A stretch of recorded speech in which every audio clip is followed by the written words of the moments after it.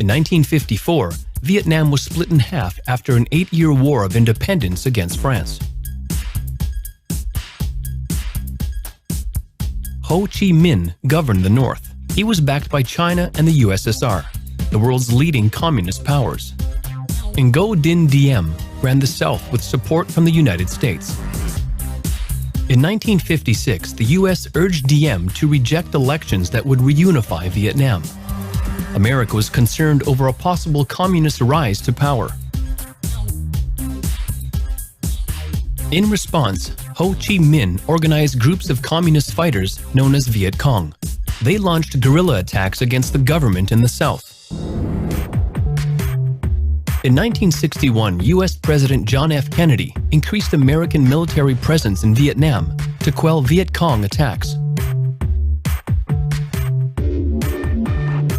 The situation worsened in 1964 when Viet Cong forces attacked an American warship.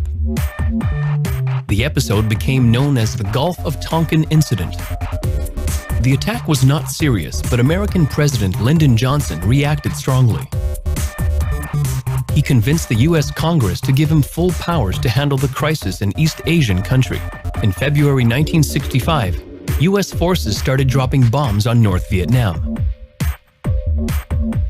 Planes covered the territory with incendiary napalm bombs, which caused many civilian deaths.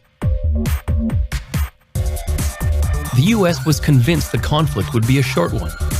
Ho Chi Minh's forces, however, put up fierce resistance, hiding in jungles and using underground tunnels.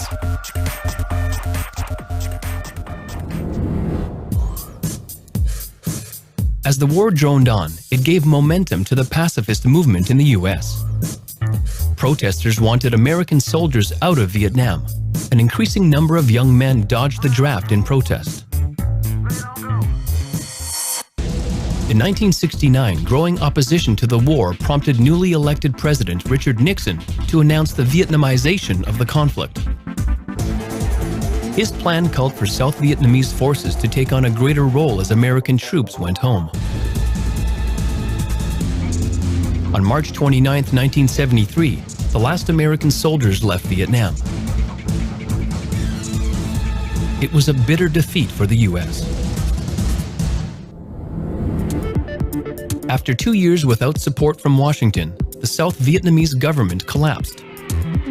On April 30, 1975, Viet Cong forces entered Saigon.